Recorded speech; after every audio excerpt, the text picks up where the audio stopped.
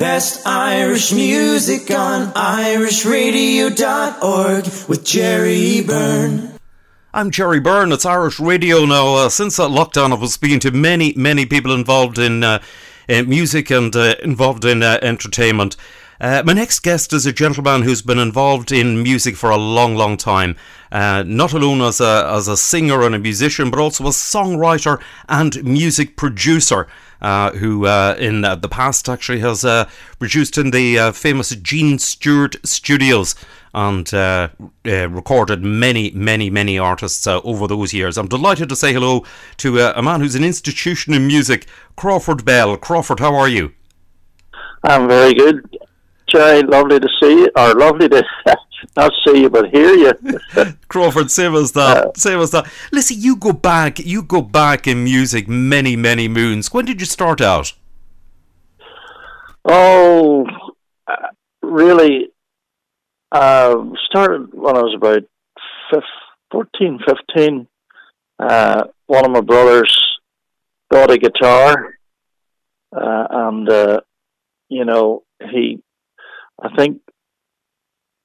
he had just been married a short time, and he lived not far from us, and really he'd sold a lot less of his guitar than I did. Right. he paid for it. I played it, Right. Well, we both played it, but he would have been instrumental in me learning. He's the one set with the Bert Whedon playing a day book and told me where to put my fingers. I had 4 brothers and a sister, and 3 of my brothers used to sing 3-part harmony, the old Sons of Pioneers and Gene Audrey and all that sort of stuff. So that was really my first introduction to music, apart from my mother and father, who also would have had a song in them, Right. That's how all the old Irish stuff, Yes, that's how it all started off. But I mean, you went on from that. I mean, you forged an incredible career in music, like with bands, and also with producing, and also with the songwriting. Yeah, well, I got into session playing. I had a band called the California Brakemen at one time in the sort of from 69 to about 74. And Outlet Recording Studios, which was also known as Homespun, they invited me down with the band to back some country artists, because most of the musicians were from the cabaret jazz fraternity around Belfast, and they didn't, without sort of doing them down in any way, they didn't know that much about country music, or Irish music, Right. Outlet's main source of income or sales was Irish and country and gospel.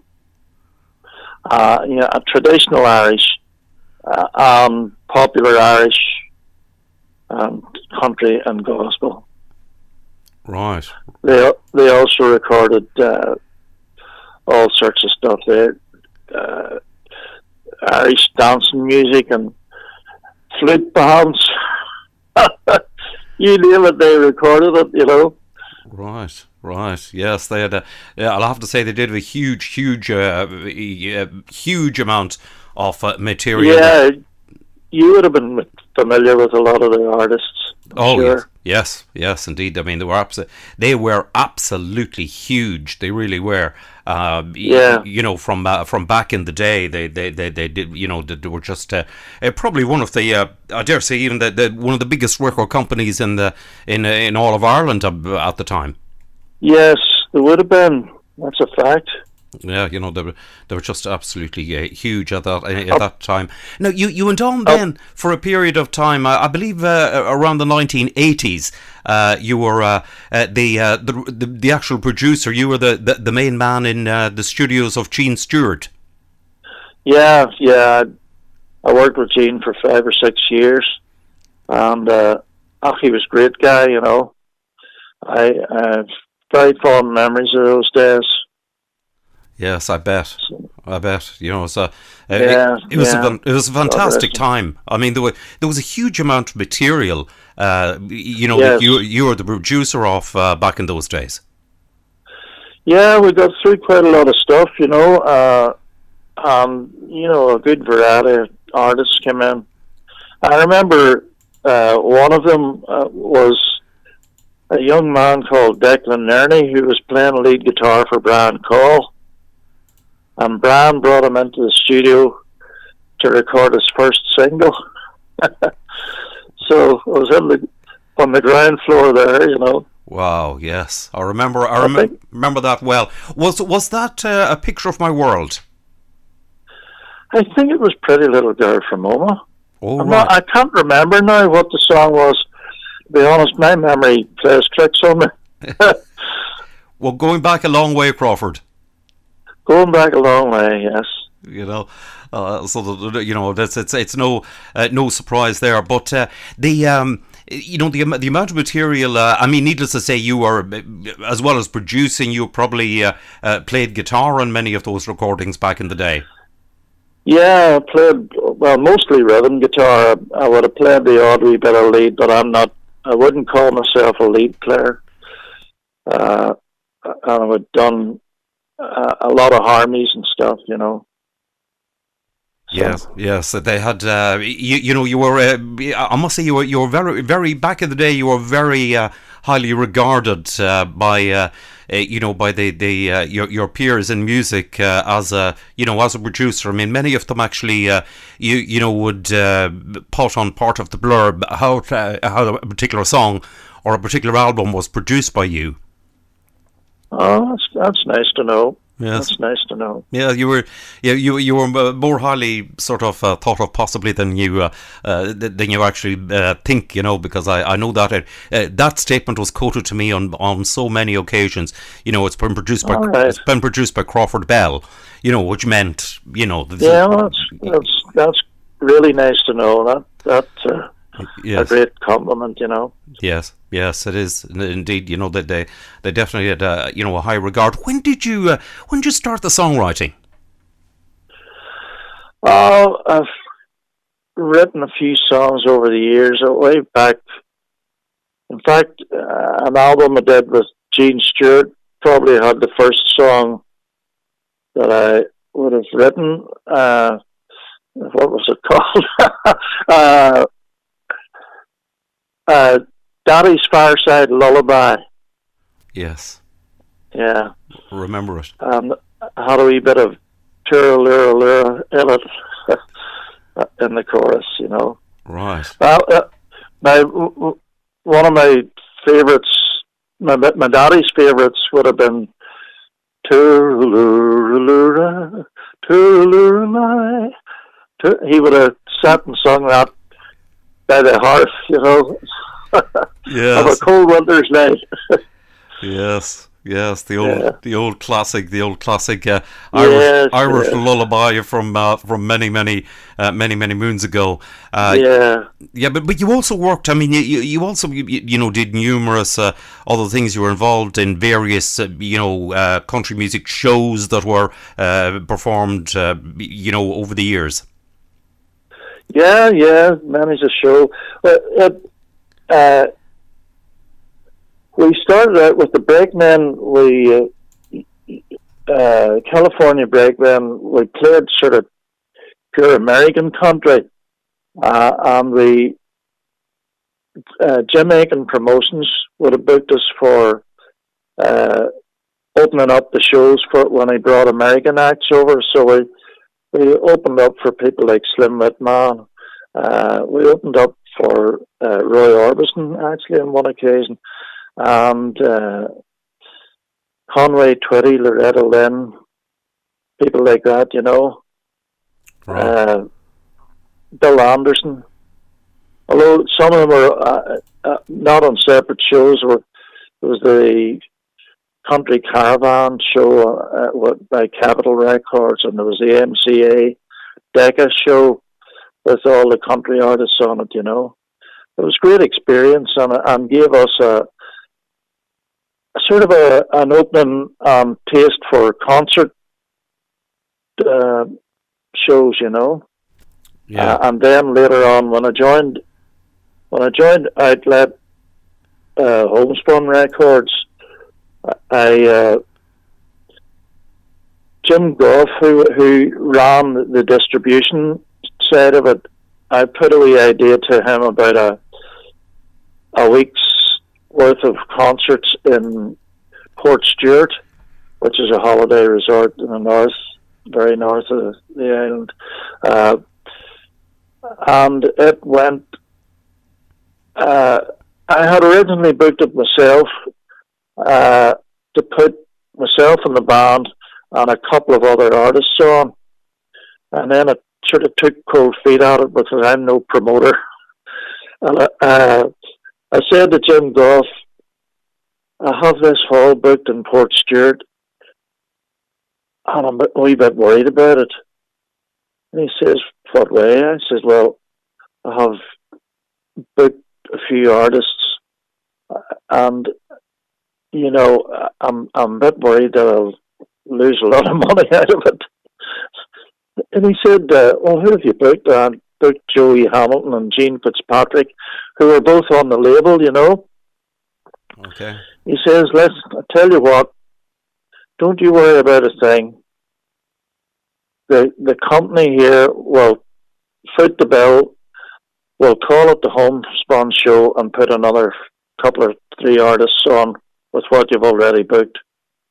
And the thing took off, and we did it for a number of years, you know, 3 or 4 years. It was very, very popular show all around the country, you know. We didn't go down south with it, but we covered most of the north now. Right. You know, I remember shows like that, and they really, you know, they were hugely successful. You know, back in the day, they became sort of institutions. That would have been where Gene Fitzpatrick, the comedian, launched his. Well, he went on to do TV, his own TV shows and all. And Anne Breen was the other big success out of it. She went on to really good things in England and Scotland and further afield. Indeed. Definitely remember the day as well. But Crawford, listen, you're still making music. You're still doing things. Your latest offering is from a lady I spoke to recently, Jerry Kane. You have a duet out with yes at the moment. Yeah. We've just done a duet on that famous old Bob Wills song, Faded Love. And Jerry asked me would I sort of do a duet with her on it, and would do a verse each and then harmonise with each other or agonise with each other as the case may be. But no, it's turned out pretty good. I'm awful glad to be invited to do it because it's one of my favourite songs, and I hadn't sung it for years, you know. Yes, it is one of the it's way back in the 60s or something. Yes, 60s. 70s, you know. Yeah, I actually thought it was the 50s, but it's an old one. no question. Oh, I'm talking about my version. Yeah, I think Bob Wills' version probably from the 40s originally. Wow, even earlier than that. Yeah. Yes, I must say, you know, it's very well done, and I believe you've got a video recorded and all of it as well. Oh, you've heard it already? I have, yes, I've got a copy of it already. Right. Oh, very good. Yes. No, we last Saturday afternoon, we were in with Stephen Smith doing a video of it in the studio. So, and Stephen's a great guy, you know. He is. Great musician, and he has a talent for making videos as well, which I didn't even know about until very recently. Yes, it just shows he's an all around. Oh, he's such a talent, that guy. Yes, incredible, absolutely incredible. You know, sometimes a guy with all that talent hasn't got a personality to go with it, but he has. You know, he's a really nice guy as well. Yes, lovely bloke. Interviewed him actually on the program back a couple of months ago, and he's turned out some great recordings. He definitely has, yes. Himself and other people, you know. Indeed, definitely has. An old friend, Bob Conlon, has recorded stuff with him. You know, he's recorded so many people. Yes, I know. He's a real talent. Huge amounts of material, a huge amount of people that he's been dealing with in the studio, and he records Dave Sheriff too, most of his stuff. Yes, that's excellent, and he's also multi instrumentalist on many of the recordings. He plays. Well, he plays. He's a great guitarist. And he plays fiddle to a very high standard, mandolin, banjo, pedal steel guitar, and saxophone. He's a great saxophone player too. It's incredible. It's absolutely incredible, I'll have to say. And a heck of a singer as well. Yes. Definitely. Truly incredible. You're surviving okay with the way things are at the moment. Needless to say, you're not doing a lot of live performances, the same as everybody else. Well, to be honest, Jerry, there's no gigs at all. There's been a couple of drive-in sort of concerts recently, but I haven't been on any of them. I think they've gone pretty well, you know, so I don't know what the future holds as far as concerts and performing goes, but it's not looking too good at the moment, unfortunately. Unfortunately, it's not. Every single aspect of the arts has been truly hammered with the pandemic. I mean, be it theatres or concerts or dances or any sort of live shows, they've just been completely wiped out and destroyed. It's a terrible situation, it really is. It is. It's a whole industry which has a huge industry indeed, which has really been practically closed down. Except for the odd little bit, like as you say, the drive-ins and the things. And I mean that is minuscule compared to what normally happens. Yeah. Well, I mostly spent my time trying to catch up with things that I started but never finished. There's a lot of stuff that has been lying about. Some of it for years, Jerry, you wouldn't believe. But I call them, there's some stuff that are covers of other people's stuff, and there's also stuff that I've written myself, and some of it is just a voice and a guitar that I never even got around to doing a demo of, you know. So I call them my unfinished symphonies. Right. Whether they'll ever get finished or not's another matter, you know. Right. It's an opportunity, all right, for this is a time when when those things that you sort of never got round to, you kind of don't have any excuse for not getting round to them now. It's a time for reflection. Indeed. It's searching out those things that search your soul. Yes, indeed. Crawford, listen, it's been lovely to catch up with you. It really has. I'm glad you're still doing things. I'm glad you're still working away, albeit not live. But it really is. I love the music, and while I'm fit to do it, I'll still be at it, you know, in some form or other, you know. I just want to say, Jerry, it's been a pleasure talking to you, and thank you for playing me over the years and having an interest in my music, you know. I appreciate it very much. A real pleasure, Crawford. It really is lovely to catch up with you again, and I'm glad you're going well and still doing things. Thanks a million, Crawford. Keep on keeping on, my motto. Thanks very much, Jerry.